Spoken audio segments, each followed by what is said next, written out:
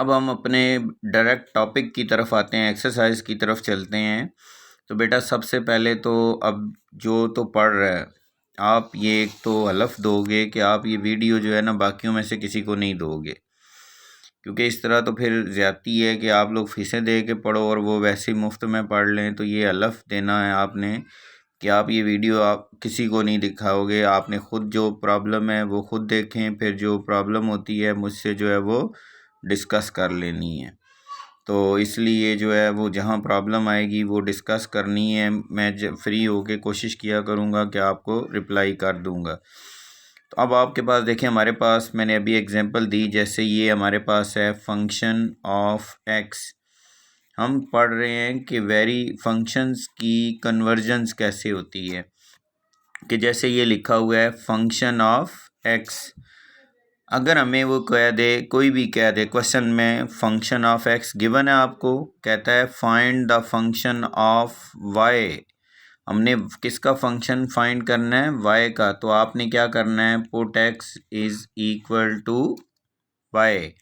तो आपने जहाँ जहाँ पे एक्स है वहाँ आपने क्या पुट कर देना है? वाई पुट कर देना है। तो ये हमारे पास जो है वो क्या आ जाएगा? फंक्शन ऑफ वाई आ गया। अगर फिर आपको वही क्वेश्चन, यही वाला फंक्शन गिवन है, इसको आप छोड़ देना, आपने ये नहीं समझे नहीं है। अब आपको फिर वही फंक्शन गिवन है एक्स का, और वो कहता है find the function of 1/x।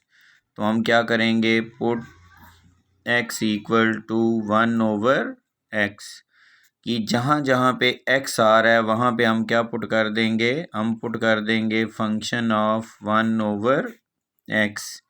1/x का स्क्वायर, फिर क्या आएगा? 4 1/x और माइनस का 3 आ गया।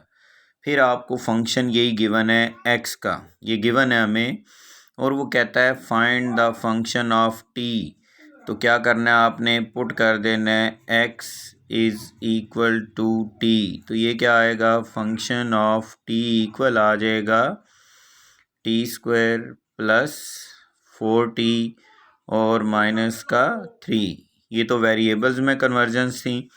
अब अगर कांस्टेंट में करनी है, यानी हमें वो कहता है फाइंड द फंक्शन ऑफ 2 या -2 +2 जो भी है कांस्टेंट आ जाए, तो आपने क्या करना है? Put x is equal to -2। यानी अगर -2 का फंक्शन मांगा हुआ है तो x की जगह पे क्या लगा देना है? -2। तो फिर क्या बनेगा? Function of -2।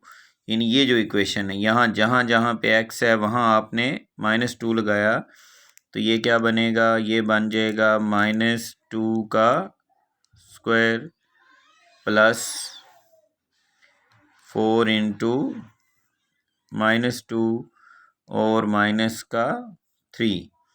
ये हमारे पास चेंजिंग्स आती हैं, यानी एक फंक्शन को जब हमने कन्वर्ट करना होता है किसी दूसरे फंक्शन में, तो हम जो है वो इस तरह वैल्यूज़ चेंज करते हैं। बाकी सिंप्लीफिकेशन है सारी वही, प्लस माइनस या एलसीएम लेने हैं, तो इंशाल्लाह ये सॉल्व हो जाएगा।